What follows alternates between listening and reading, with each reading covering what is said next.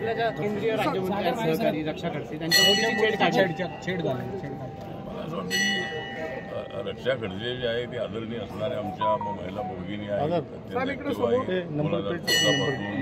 तिसऱ्यांदा त्या लोकसभेमध्ये निवडून आलेले आहेत आणि त्यांच्या पद्धतीने त्यांची छेड काढण्याचा कोणी प्रयत्न केला असतील त्यांच्या मुलीची बाब आहे. मुलीची छेड करण्यात आली.